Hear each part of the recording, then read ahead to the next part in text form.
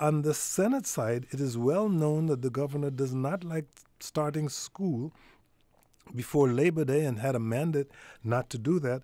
But on the Senate side, they're voting along party lines to preliminary approve a bill that allows local school districts to set their own calendars. And the governor, in response to that, said, heck, I'll call for a referendum because I'm popular Larry Hogan. Well, Hogan is no doubt popular, but I'm not sure, starting school after Labor Day is necessarily that popular. But, Bruce DePort in Maryland Matters has also written about the transportation issue. The Senate and the House were to pass this law. It's in effect in other parts of the state. It's not something unusual. But if Montgomery County or Prince George's County, Howard, or any of these local counties have the chance to overrule major highway projects like Governor Hogan's $9 billion project. I mean, what if Montgomery County says yes and Prince George's says no? The Highway State Secretary Pete Ron said it's a recipe for dysfunction.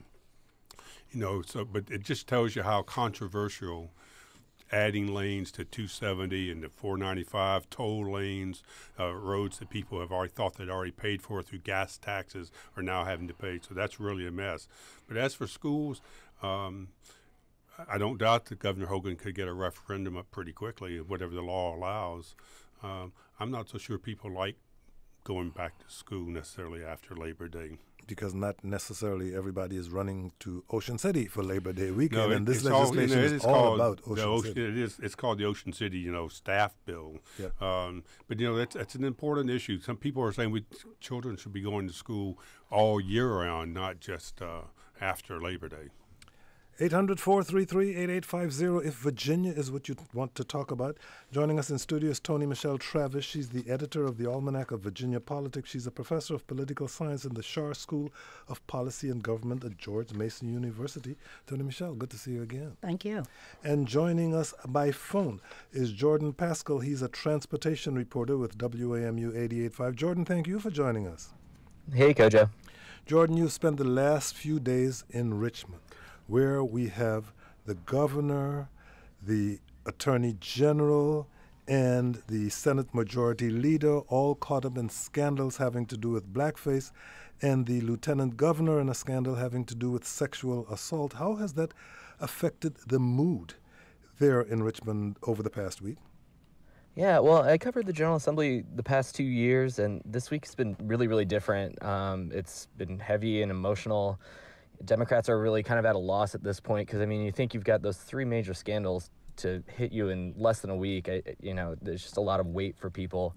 And because of that, I think a lot of people are in shock right now. Even the folks that, I've known for a couple of years aren't willing to talk on the record just because stuff's moving fast and they don't really know what to say. And you've got 40, 50 news outlets clogging the hall from all over the country. So, just a lot of upheaval. A lot of the regular activities are different. There's an annual House and Senate basketball game that raises money for charity, and Northam and Fairfax played in it last year. Northam's played in it for years, and neither were there. So a lot of attention, and I think a lot of lawmakers are, kind of ready to go back for the weekend to their home districts and kind of process what's happened this week. Jordan, Tom Sherwood, you covered the legislature for the Norfolk. What news organization was it? Yeah, so I covered the General Assembly for the Virginian Pilot, which is down in Hampton Roads, Norfolk, Virginia Beach area. We haven't heard from the governor for a while. The Attorney General, Mark Herring, put out that strong statement where he apologized for what he had done. There's some suggestion that there is unity in numbers, and that while everyone thought the governor was going to resign last Saturday and he didn't, and now he's fighting to stay in office and show that he had nothing to do with that picture. There's some feeling that maybe all three of them will not be leaving office. Is there any sense of that at all? That they maybe everyone's wounded, but no one's going to be fatally have their career ended. Yeah, I think that's what a lot of people are talking about the State House, is that it's almost, given people cover because there's so much to, there's so much that's been uncovered, and it seems like something new every day. And so the attention is, shifted away from Northam. And, we haven't heard from him since Saturday. So, that's 5-6 days. And so I think, his camp is just hoping this, maybe blows over and then he can stay in office and, hopefully go out on some sort of redemption tour. Yeah. But well, I can't imagine that goes over well. Yeah, very quickly, the only thing he's done that's important for people up here in Northern Virginia is he signed the legislation for the Amazon funds, $750 million. And that's, he did it, normally that would be a big PR event. He simply signed it. Tony Michelle Travis. I'd like to ask, what is being said in Richmond about the timing of all of this in terms of all three of the statewide officials being in this scandal? In the middle of the legislature. Yes. Yeah, exactly. I mean, Northam's been in politics for more than a decade. Herring's been a known quantity. Fairfax is, newer. But, I mean, these folks have been around, and for all of this to hit at the same time, there's been talks of, how this all started. The big abortion debate last week is kind of what, Washington Post had reported that, it was a concerned classmate that was upset about that and, gave that tip to a blog, and then, stuff kind of just started to crumble from there. So I think there's definitely some talk of, all right, do we just unload everything while people are down? And that's kind of been the chatter. Because my concern was, well, who benefits from this? If you get rid of, if Northam steps down or if all three step down for any reason. Exactly. Well, Kirk Cox, the Speaker of the General House, would become the governor, but certainly is it better? I would ask the professor who teaches this and racial matters and George Mason. How does the state get out of this? Whatever levels of trouble each person is in, assuming they all resign or maybe they all stay, what does it do to the state? Well, it really hurts the state because I think a number of people thought we were beyond this. But the problem is I don't think we're teaching enough history, and in this case, Virginia history, as to why something like blackface would be totally unacceptable to the African American community.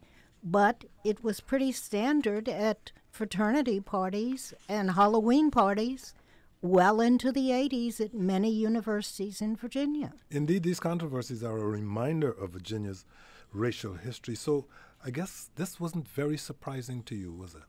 No, it wasn't, unfortunately. Yeah, but let's talk about what's going on with the Lieutenant Governor, Justin Fairfax, because all of the other three leaders have been accused of or have admitted to wearing blackface. In Justin Fairfax's case, there's an allegation of sexual assault that has come from one individual. How does that look at this point? Well, what I would question there is, why is it that the voice or the statements of one female do not carry enough sway? Why is it we have to have almost a Bill Cosby situation of repeated incidents of this, and 20 women have to come forward before anyone thinks it's a real problem? That's the problem of where do you draw the line? Is it repeated behavior or one-time behavior? Go ahead. This is in the Me Too movement, which has done I think a terrific job of shaking the nation's assumption. Well, it's just a he said, she said type thing. And certainly even Justin Fairfax, after initially responding, the Lieutenant Governor put out another statement where he said, let's respect the person who's making this allegation against me. I don't in any way want to demean her, but I want to deny everything she says about it. And the Washington Post did not do an original story because it said it could not find any corroborating information beyond what the Lieutenant Governor said and what the woman said, and it only published its story because Justin Fairfax put out yet another statement which mischaracterized why the Post didn't report it, and when he did that, it gave them the opportunity to lay out the entire sordid matter. But how do you, if it is, she says this, he says it didn't happen, and there's no other witnesses, do we have to wait for other instances? Do we have to wait? I mean, I don't think so. I mean, this is awful experience for a female to come public with an accusation such as this. And I don't think any female would take it lightly.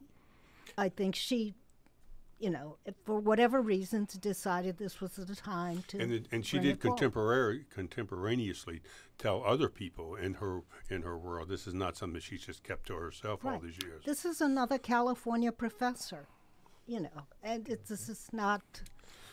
Jordan Pascal, I get the impression that in Richmond, just about everybody is tiptoeing around the allegation against the lieutenant governor. Am I correct?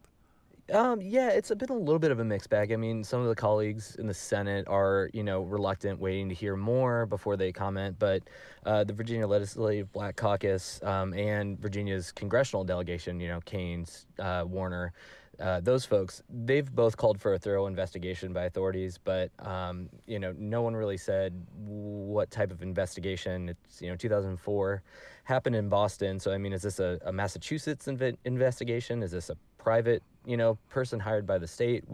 There's no real definition of what that next step will be. Well, let's hear what Delegate Mark Keim has to say. Delegate Keim represents the 35th District in Virginia's House of Delegates. He joins us by phone. Delegate Keim, thank you for joining us. Yeah, thank you, Kojo. What's your take on all of this? Well, first of all, it's been a pretty interesting week in Richmond, and I am very, very sorry that all of us as Virginians are having to deal with these issues instead of all the really important things that we have been working on. Just about an hour ago, I came out of our House Finance Committee where we passed a bill that would deal with our tax conformity. As you know, President Trump and the Republicans 2 years ago pushed through a tax cut which really helps benefit the richest people. So we've tried really hard to make sure that at the state level we can have some balance, and so we just passed a bill that does provide some more balance for the lower income folks. But these are conversations that we were hoping to have and engage our public about. But unfortunately, of course, everybody's been concerned about the political scandals. And rightfully so, I understand that people are concerned about the uncertainties. But the reality is the governing has continued and does continue throughout. And in a bipartisan way, we are able to work on policy while we try to do what we can to deal with the political scandals. You're not in the Senate, you're in the House of Delegates, but what is your view of the Justin Fairfax matter, which is separate from the racial issues involving Tommy Norment and the governor and the attorney general? Do you have a view on what should happen next? If you were advising the lieutenant governor or if you were opposing him, what would you think or say?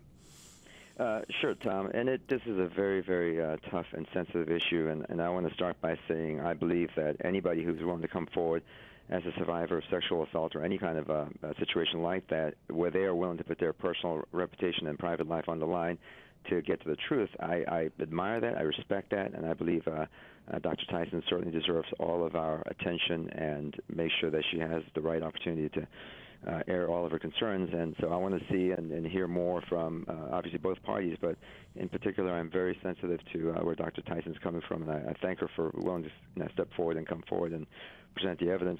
It is, as you've just had the conversation, it's somewhat unprecedented because, number one, it happened so long ago, and it didn't happen in our state, so we don't have the same venues or vehicles by which we can investigate, because this isn't something that we can call the Virginia Commonwealth's attorney to do. This is something outside of state. Go ahead. Finish your thought. Given that it is an allegation so far, which, if true, could potentially become a criminal matter, as opposed to just a, like a personal scandal. This could possibly raise some legal concerns on both sides. We have to be a little bit more careful than the governor or the attorney general, whose allegations, no matter how horrendous it is, it doesn't rise to the level of a criminal or legal matter. So I think we have to, at least in our minds, keep those two categories separate, that when we're talking about something that might have legal or criminal implications, we just can't come out and say things without really making sure that we're not impacting the legal process. Whereas with the governor, lieutenant, and the attorney general, it's a lot easier for us to say we think it's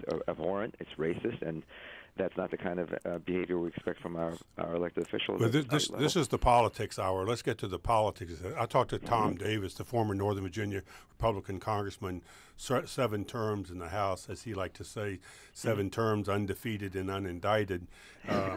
Yes. But what does it mean? All the 140 seats of the legislature are up this fall. The 40 seats in the Senate, 100 seats in the House.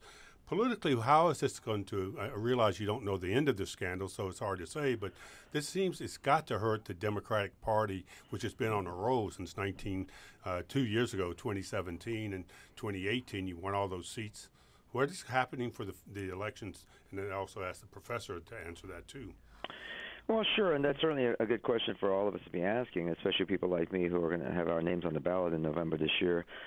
Obviously, it does have an impact, but we'd like to really think that voters out there are not single-issue voters, and certainly people are not voters out there in Virginia are not looking to see where we stand on an issue that's not directly related to what we've been doing in our office. And so to the extent that the governor, lieutenant governor, attorney general, who happen to be of my own political party, are having personal scandals around them, I mean, that is clearly an issue that people will think about and talk about, but does that matter whether your state delegate or state senator has done a good job or a lousy job over the last 2 years or 4 years?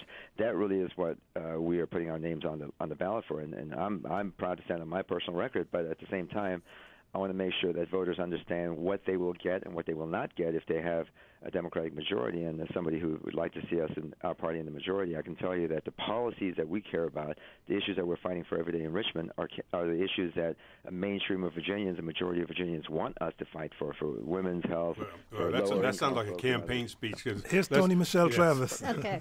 I think what we're going to see, and I would agree with Delegate Keem, that the voters will look at people as individuals when it comes time to vote in November. And if their delegate, their state senator's been doing what they wish with their priorities in terms of the budget and in terms of other issues, they will be returned. I think it might hurt the Democratic Party, though, the next time we have to select candidates for those 3 statewide offices, though. Well, let's talk about a what-if situation. What if all of these 3 top leaders, the governor, the lieutenant governor, and the attorney general, resign? Then Cox, Speaker of the House, ascends. What happens if none of them resigns? I think we're going to continue to be in turmoil, but I think we can have governance, and I think the governor can get through the budget and the substantive issues that are under consideration now. Quentin Kidd, the political professor from Christopher Newport, said that one thing you have to keep in mind is that given the speeded up nature of our world today, he said there could be plenty of more scandals between now and the elections in the fall. He wasn't making light of what's happening now. And also there are voters, suburban women voters, which we've talked a lot about in the last few recent elections. You know, I'm not sure if you take an equivocal answer on Justin Fairfax, well, on the one hand this, on the one hand that, I'm not sure you won't pay a price for that. I would agree that it'll be very interesting to see where the women in the legislature now are on this issue and where women voters are in the autumn. Got to move on to our callers. Delegate Keem, thank you so much for joining us. Sure. Thank you, Kojo. Thank you, Tom. Jordan Pascal, thank you for joining us. Thanks for having me. Here now is E.W. in Washington, D.C. E.W., you're on the air. Go ahead, please. E.W., are you there? No. That's not the former candidate for lieutenant governor, is it? I'm E.W. Jackson? I am not sure, but he's... Hello? Hi, E.W., you're on the air. Go ahead, please. Yes, can you hear me? Yes, we can. Yes, thank you for taking my call, Kojo. I'd just like to say that, this, if any of them are, true, it's a terrible situation, terrible thing that have happened. But one thing that it does, I think, is it poisons the electric. The population is, I think, kind of fed up with this kind of politics that you go in the past and you grab things and bring them to the future and want the people to make a decision on it. And the lady who was talking earlier talked about, irregardless on what made her bring forth her issue at this time, irregardless of that, I don't know if the public is willing to just forego that. I mean, it seems to be somewhat opportunist. I'm not saying he did it or he didn't, but it could have very well been brought out many months ago, many years ago. I understand this happened some time ago. But it just goes to show you where our politics has gone, and our politics of the future, because we're going numb to it, is not going to be concerned about what has happened in the past. And though I'm not a Trump supporter, I think largely that's what overtook his supporters. Is that well, let me ask Tony Michelle Travis, because the lieutenant governor himself at one point said, you see the timing of this? Do you think that this is coincidental? I don't in any way. That's a traumatic experience for any female to undergo, and it takes years to process it for yourself and to come to some conclusion about it. And I think maybe she just heard about something and it triggered it in her mind and she came forth. She came forth a long time ago with the Washington Post, really. Yes, when he was running for lieutenant governor. Yes. This incident, just for everyone to know, 2004 in Boston during the Democratic Convention, where it began as a consensual gathering together, and then Fairfax became more aggressive in the sexual context. 800-433-8850. If the numbers are busy, you can go to our website, kojoshow.org, watch the live video stream of this broadcast, and join the conversation there, or shoot us a tweet at Kojo Show or email to kojo@wamu.org. Here's Vivian in Falls Church, Virginia. Vivian, your turn. Thank you. I guess I'm one of those suburban white women, but I might. You guess? Yeah, I guess I am. I know. Just I be am. clear, I In said any suburban event, women. listen. I didn't say anything about the race. Okay, fine. Anyway, this is actually, I'm not going to speak to that specifically. I make a general statement. No one should resign. I find a question for you. Has anyone in the past week come forward to say that Ralph Northam, either in the past 35 years or even in 1984, displayed to them any indication in word or deed that he was abusive, prejudicial, in any way? His classmates who have been interviewed, black and white, are mystified by this. It's not facially self-evident that he is in that photograph, but of course one may ask, why is it there? What is it about? And there are facts that we don't know. I don't know if we will ever know them, but I don't think action should be taken on the basis of suspicion or somebody. Well, Mark Herring, there's no suspicion. There's no suspicion with Mark Herring. He came right out and said, I did it.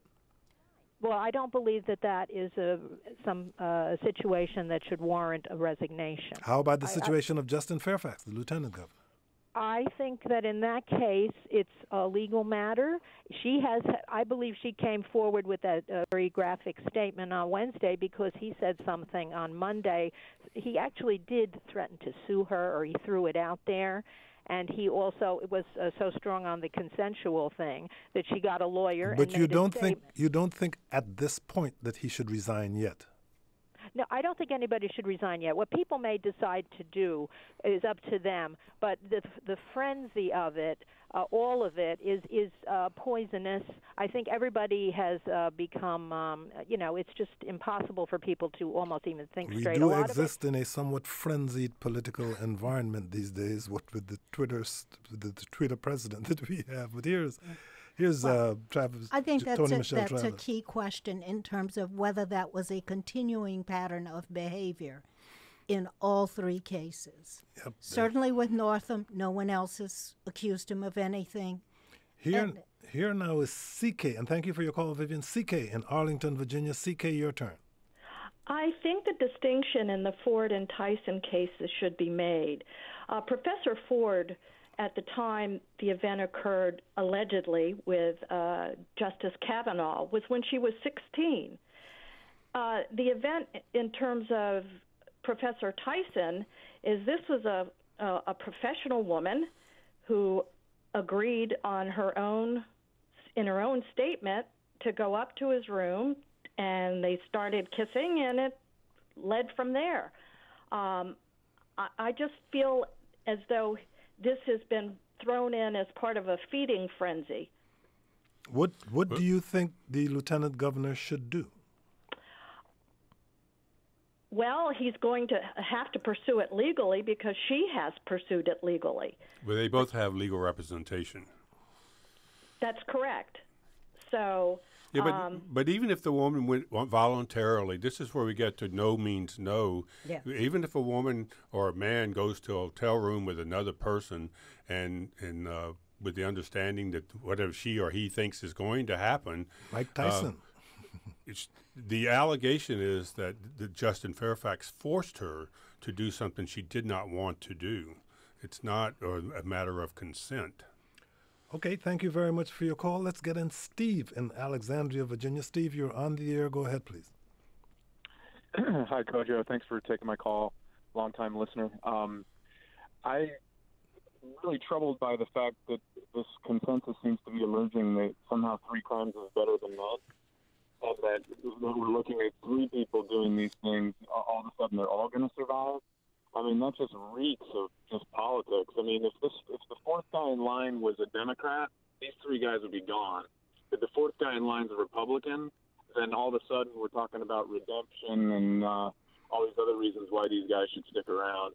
I think the whole thing is just a disaster for Virginia. It just makes us look so juvenile, so parochial. So you think that all three guys should resign? I not necessarily, but just a suggestion that as this moves forward, that your guests seem to hint that that they're bloodied but not finished. That's disgusting when you think about it. That somehow the three things together are cause for their survival. Well, there's the Senate Majority Leader, Thomas Norman. Sorry, the other thing about the Me Too stuff here, I'm curious, where are all these Me Too people that are, is anyone going to accost Justice Bofax on an elevator here to get some... Well, the National Organization for Women has called on him to resign, but there's an article in the Daily Beast that says that most of the women's organizations at this point are, well, hedging their bets, so to speak. It's almost all, this needs to be further looked into. But just very quickly on the politics hour, it is real politics that if there are three people with various allegations against them, it muddies the water as to what could or may happen next. So that's just it's not that we are agreeing that we like it on this show, but we're telling you what the politics are. There's one aspect of this that we have not discussed, and I think that Hugh in Hyattsville, Maryland will raise it. Hugh, you're on the air. Go ahead, please. Hi, Kojo. Certainly appreciate your show over decades. I'm interested in understanding more about the opposition research that led to the accusation against Northam and whether it was motivated because of his stand on the late-term abortion issue. I am not sure it was. The basic answer to that is yes. That the guy who published it first was upset at Northam's comments on WTOP radio about late-term abortion, and that had Northam perhaps not said anything on that show, this may never have happened. And that guy that you mentioned said that he was approached by an individual who gave him or showed him the photo from the yearbook. But Tony Michelle Travis, we cannot neglect that many of these scandals have come to light because of a conservative website that gentleman works for called Big League Politics. What can you tell us? Yes, well, when you look at Big League Politics, you find that they may have... It's one guy, basically. Yeah, one person. Just to be clear. Yes. Formerly with Breitbart, now with Big League Politics, yes. May have 500,000 people tuned in. Well, if you have an issue such as this, you can up your numbers pretty quickly because people say, what other scandals will they uncover? And to say someone's a concerned citizen sounds a bit questionable, I think, as to why, as you raise the question, the timing of this against Northam. Well, let me say as a reporter, it doesn't matter to me the motive of the person who is telling me something about a politician. In this case, this may be a very conservative person who's trying to build more political support for the anti-abortion movement in Virginia. But if the information is accurate, then it doesn't really matter where it came from. There's two issues here for the Republicans, who are mostly conservative and anti-abortion, is that this could arouse the anti-abortion people in Virginia in this fall's elections, and it could encourage African Americans to stay home. We got an email from Jennifer who said the allegations against the lieutenant governor are those of a violent, illegal act, but it is a routine crime that women have to worry about all the time. I feel that this has taken a huge back seat to the blackface situation. Why isn't violence or potential violence against women sensationalized as greatly by the media as a ridiculously offensive but not illegal photograph? Well, women are still, in ever so many cases, second-class citizens. What they do, what they say, is just never as important as what a male does or says, supposedly. I think the news media has pretty aggressively covered this ever since it came out. We can say the Post should have said something a year ago or not, but I don't think there's anyone giving the lieutenant governor a pass on this. Do we have another caller? I have a question. No, we only have about another minute, but go ahead. I was talking to both black and white people about this. What about the idea of returning citizens? You know, we now say when people go to prison, they come back, and we need to do everything we can to support them, to give them a second chance. A friend of mine said, how about returning citizens for former racist acts? That if people have conformed and improved their lives and done positive things, can we forgive them and allow them to go forward? That's what the Reverend William Barber has been saying. We'll see how this all turns out, but that's all the time we have to discuss it right now. Toni Michelle Travis, thank you so much for joining us. Thank you. Toni Michelle Travis is the editor of the Almanac of Virginia Politics. She's a professor of political science at the Schar School of Policy and Government at George Mason University. Up next, Peter Newsham, the chief of the Metropolitan Police Department of the District of Columbia.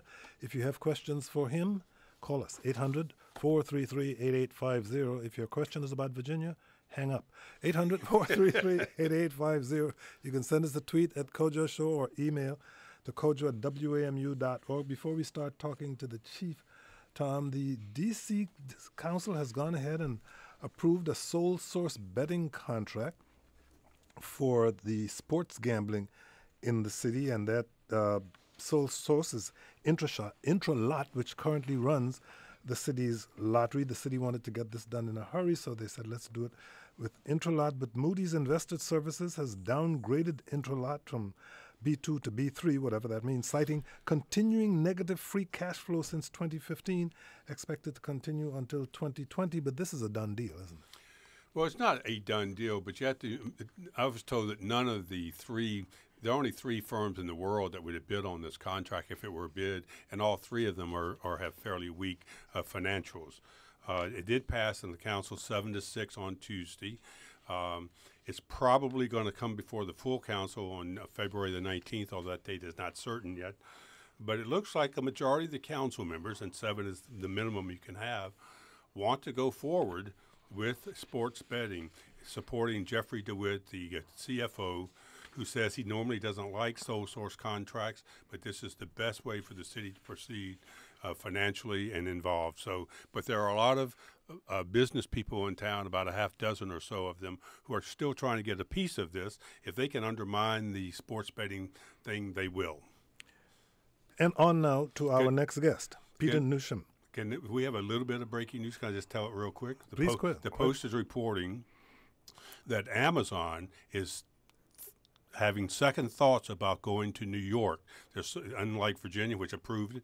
The legislators in New York, right, a lot of them have been in opposition to Amazon going there. It has not been the kind of smooth and easy sailing that's been experienced in Virginia. Yeah. Patricia Sullivan and Robert McCartney and Jonathan O'Connell, all who've been on the show, have reported, and now it's being reported in New York too. This could mean something for Virginia. On now to our next guest. Peter Newsham is the Chief of Police of the Metropolitan Police Department. Chief Newsham, thank you for joining us. Thanks for having me. I appreciate it, Kojo. Good afternoon, Chief. Tom, how are you? I know you want to talk about homicides, but before we do that, this week Mayor Bowser announced the Felon in Possession Initiative. What is that initiative? So that's a decision that's within the discretion of the U.S. Attorney for the District of Columbia, Jessie Liu. And so what she has decided to do is she has decided to take all of the felon in possession cases incrementally and start prosecuting those cases in district court. What it means for the folks in the city is that there's going to be more of a focus on these particular offenses.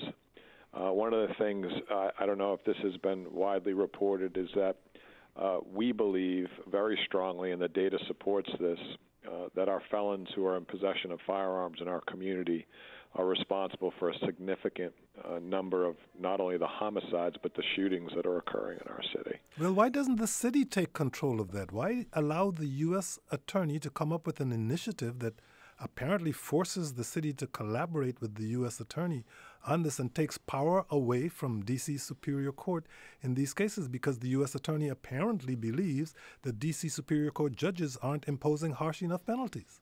Well, I think that's a mischaracterization of what's going on. I think that there is a resource issue over at Superior Court right now because of there's a number of judges that have not been appointed. There's a significant number of vacancies over there. As you know, The D.C. Superior Court has a large volume of cases that they're dealing with.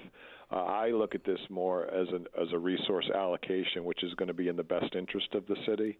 And I also know that any major city chief or any state in the country is always trying to leverage federal resources to assist with crime in their community. And, for the U.S. Attorney to do this on our behalf, I think is going to be beneficial. Well, how would you respond to this, Chief Newsham? We got a tweet from James Foreman, who is a former attorney in the District of Columbia and an author.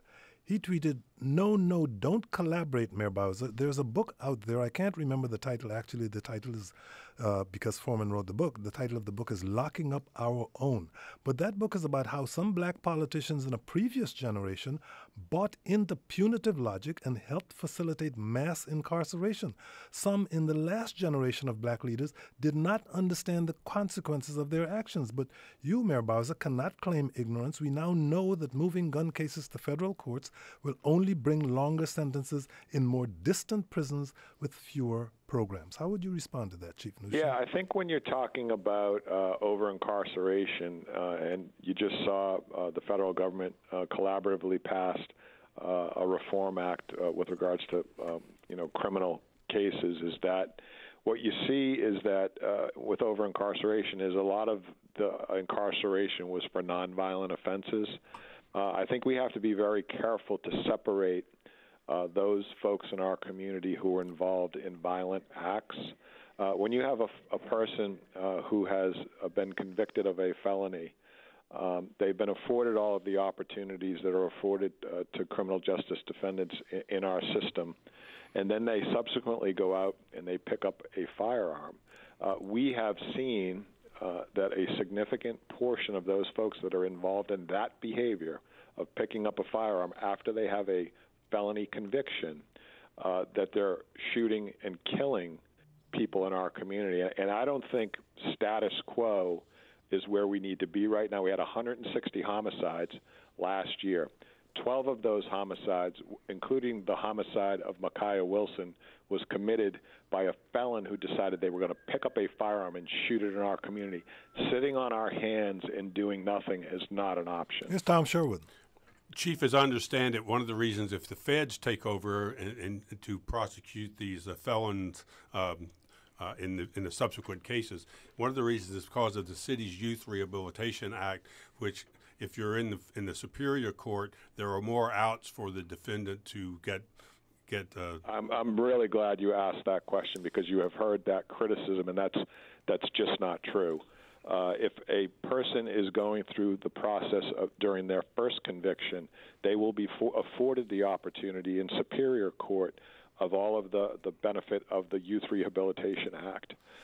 In a subsequent felony conviction, which picking up a firearm would be, there is rarely a case where a judge will offer the Youth Rehabilitation Act a second time. So anyone who's suggesting that these criminal defendants are not going to be afforded opportunities that they would be afforded over in D.C. Superior Court is just not being honest. Go ahead. Another question I asked some people who were involved in the city, said, well, is this some kind of new kind of classic crackdown on crime? They said that, look at even Mayor Bowser opposed the council's move to decriminalize fare jumpers on Metro, which is a very minor crime compared to what we're talking about. But there's when crime goes up, there's usually a push by officials and police to crack down on crime, and that's what we're doing. I mean, less concerned about, again, the rehabilitation that people like to talk about. This city has been, in my opinion, phenomenal. In the opportunities that they afford to our returning citizens. Nobody, I think, and I don't want to speak for everyone, but I can tell you I am a proponent of affording our returning citizens all of the opportunities that they can have so they can be successful. I am friends with a number of returning citizens in this community. I went over to the D.C. jail to speak to some young guys that are over there who are 24 years of age and younger, to discuss with them the importance of when they get out of seeking out those opportunities so they can come out into our community, return, and have a successful life, show them that there is a light at the end of the tunnel.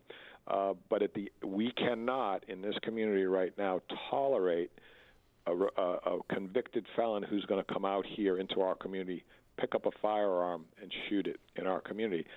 People, I can tell you, I go across the city, they are tired of listening to gunshots. They are tired of seeing 5-year-olds getting shot at bus stops. They are tired of burying 10-year-old girls because convicted felons are picking up firearms. Well, like I said, status quo is not right now. We can't say we're going to do nothing. Nate in Washington certainly seems to agree with you. Nate, you're on the air. Go ahead, please. Yes, thanks for taking the call. I just wanted to commend what the chief is saying. I think we're very in my community. We've been hearing a lot of frustration over the idea about folks who've been convicted of gun-related offenses coming back into the community again. And I think the proof is that we're seeing an increase in homicides and gun-related homicides.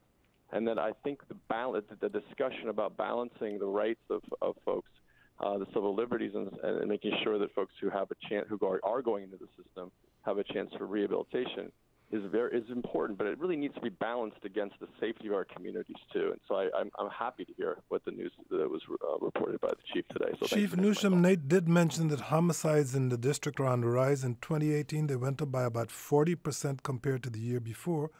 What do you think accounts for that uptick? Well, we're seeing, and that's a good question too, Kojo, is that we've looked back for the past 3 years. We've had just about the same number of shootings that we've had every year, a little over 500. And the lethality of the shootings has actually increased from a range of about 17 to 19% up to 23%. That increase in the lethality of our shootings has contributed to the rise in the homicides. Another piece to last year's homicide number was the fact that we had 13 prior year cases that were included in the 2018 numbers. But with all that being said, you talk about reducing it down by 13 or whatever the number is. Having as many homicides as we have in our city is too many. This city is too small. There's too few people to have that many homicides in this community. I think when we look at a category of crimes where we're seeing a group of folks that we've identified who are involved in a behavior, and we can somehow change that behavior, I think it's irresponsible of us not to do that. Chief, you talk about the community support that you've got when you go around town, and people want these types of horrible homicides and shootings to stop. There are also others, though, who complain the police department, despite changes in its attitude for the last 20 years. You've been on the force and know this, that the police are still not as community-based as they ought to be. The city has the NEAR Act, as you know, and there's concerns about stop and frisk and other issues like that. Is the police department, I know you go to events 5 nights a week, so I'm not saying this is a criticism of you, but is the police department doing enough to understand the changing nature of the community and the concerns people have? I think it's a daily effort, and it's our responsibility as a department to be viewed in a positive light. So like we tell the police officers every day, any negative interaction that you have with the community is going to be amplified, and when you have a negative interaction with the community, everyone who's wearing this uniform is going to be viewed in that light. So it's a daily effort by us to improve our relationship in the community, to get our police officers out of the car. Frequently, we don't hear the good stories about our police. I hear them all the time. I couldn't be more proud to be able to sit as the chief of this agency. The stories that I hear, the things that our police officers do, sometimes they go out here and they take a lot of verbal abuse, our police officers, and they show amazing restraint that other human beings would never show. You have a remarkable police department. We're not perfect. We never claim to be. We're going to continue to listen to those concerns and do everything we can to improve that relationship. Can I just very quick? I would say Jesse Liu is the U.S. attorney. I would feel better as a district citizen if the U.S. attorney for the district actually lived in the district. That's not a requirement. Some have not. I just think, I don't know how much, she's fairly new, about a year or more in the job, I guess now, but I don't know if she's getting out as much as you do in the Washington community to interact with citizens. We got a tweet from Mysiki Valentine who says, what collaboration and data are being used from the Office of Neighborhood Safety and Engagement and the NEAR Act to create more progressive policies around policing? Police relations with the black community are crumbling, especially with the rising millennial population. Chief Newsham? The work that the ONE's office is doing and the violence interrupters, what they're doing out there in the community, I think in the long term is going to be extremely beneficial for reducing violence.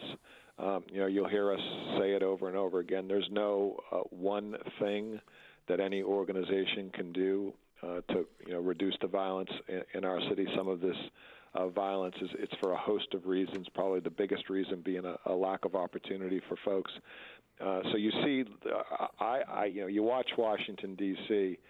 You watch the way that we have changed from the late '80s through the '90s into this decade.